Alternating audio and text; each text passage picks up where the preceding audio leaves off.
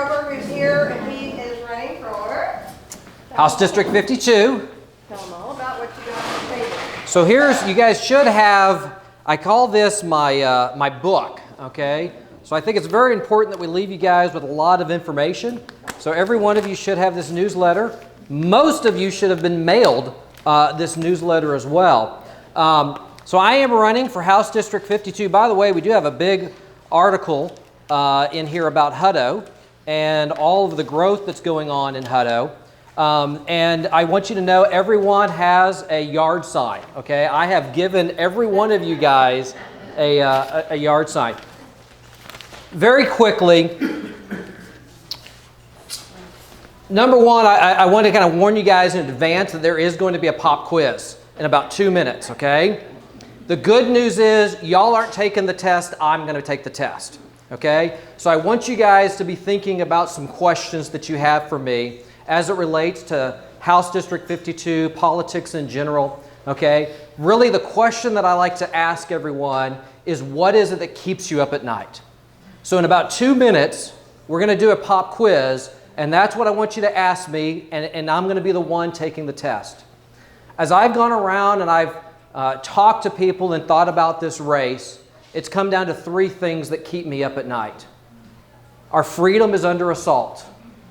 When I woke up and our Republican governor shut down businesses and intimidated churches, that was wrong.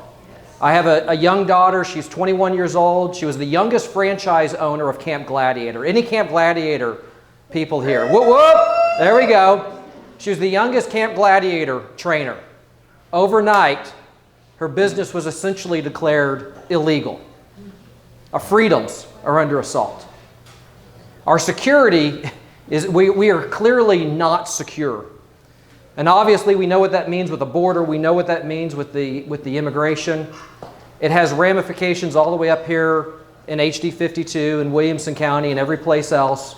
I met with the chief of police at Georgetown. Ordinarily they receive, they just had a candidate recruitment. They ordinarily have 120, 130 applicants. They had 19 applicants for new police officers, okay?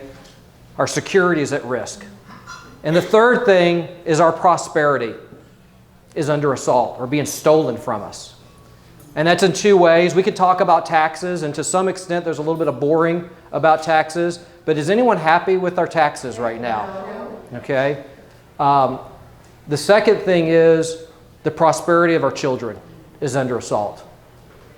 When I saw what happened to to Mary, Danielle, Jeremy, I think I was one of the first people. I was doing a podcast for the Republican Party of Texas, and they said, John, you need to interview the Fantastic Four and start getting their story out.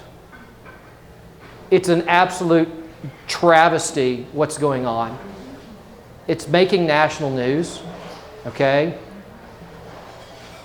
We're in a Republican primary. Where was John Carter? Sleeping. Where was our county judge? Having a birthday party in a fireman's suit. Where was our GOP chairman?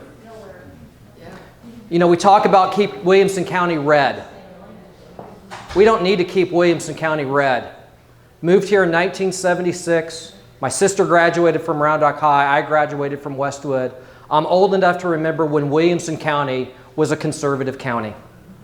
I'm old enough to remember when Williamson County was the sane county next to Travis County. It's not. That's what's at stake. We can keep Williamson County red and it be completely meaningless. So with that, I'm running for House District 52, but I did promise that y'all would give me a test. So you've now had a couple of minutes to think about what keeps you up at night. So now I'm going to ask, what is it that keeps you up at night? And I've got a little microphone. I am videotaping this, so if you got a question, I'll walk over to you. Yes, ma'am. I'll just go first. What keeps me up at night? My husband and I, is this working? It's just for the recording. For the My video. husband and I have 5 children, and I worry whether or not my children are going to have a higher standard of living than I do. You know, the reality is, because of the policies that happened at the state with the shutdown, we are in an economic crisis. This is one of the things I was talking to one of the heads of the fire department. They have 10 openings in the Georgetown Fire Department. They had 9 applicants. I said, what's going on? I said, I can kind of understand the police department. I can kind of understand why people don't want to go in law enforcement. I said, why is this happening in fire? And he said, well, John, you don't have to work anymore. Okay? Now, we can blame the federal government. I get it. And there's plenty of blame to the federal government.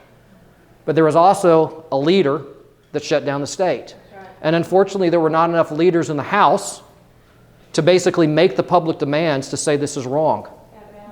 Okay? There was no one putting pressure on Speaker Phelan. There was no one putting pressure on Patrick. And that's going to have significant economic consequences for years to come. Great question. Who else? I have a question. So, when you become representative, what do you plan to do to help secure our elections? We have an election integrity problem here in our state and in our county. So, I think there's a couple of things we can do. Number one, lots of sound and fury about passing election integrity. It only took them 3 special sessions to get there, or was it 4? I can't remember. 3. That's right. Been calling for the 4th to do it. Here's the reality. Used to be a felony, now it's a misdemeanor. Anyone that says election integrity, in fact, if you look at my newspaper, I talk about some of the legislative priorities and my assessment of where we are. That's the last page, by the way. Where we are in some of our legislative priorities. So number one, we need to restore the felony penalties. Okay? Thank you very much. Number two, we really need to look into our voting systems. Okay? Look, it's not that hard. Again, I'm old enough to remember when I could do a Scantron. Okay? All you need is a pencil and a piece of paper. And I think, I'm a technology guy. I spent all my year in high tech. Election is not a place that you need high tech. Hand-marked ballots at the precinct, manually tabulated, and hand-walked over to central count. Absolutely. So there's a couple of things that from a state we can create some standards for election integrity. Thank you so much. Okay, one more question, and we're going to pass it on to somebody else. So the first thing is of course, what keeps you up at night is knowing that my children are saved, so that's very important to me. And second... Did you say safe or saved? Saved. Saved, as in like yes, and believer followers of Christ. Yes, okay. Exactly. And then second is that they'll be able to grow up into a country that's still called America. Well, Jonathan, lead them to the gospel.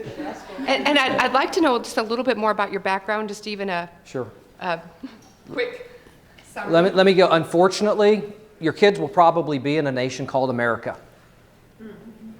It may not be the same America that you and I grew up in. Again, this kind of goes back to keep Williamson County red. We can keep America, America, and it be a very, very different place.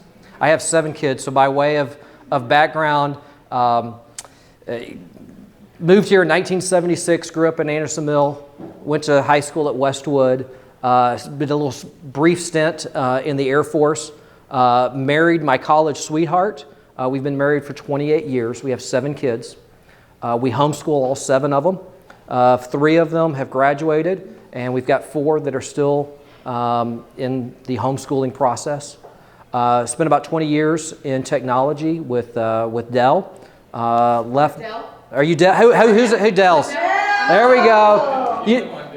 You know what they say about Dell? Dell will always be your first and third job. Okay. And 20 in between.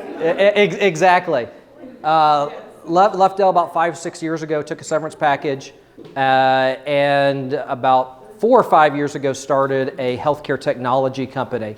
So when I'm not campaigning, when I'm not helping my wife with homeschooling, I've got a healthcare technology that works with geriatric patients. So we do a lot of things with Alzheimer's patients. And boy, if anyone has a question about the coming disaster that is aging in place, okay, and the ramification that has for healthcare, for quality of life, for families, I can sit here and talk all night about what probably, if I look in this room and see some folks with some gray hairs, we're all going to be dealing with it very, very soon. Thank you very much, Jonathan. Thank you for joining us. House District 52.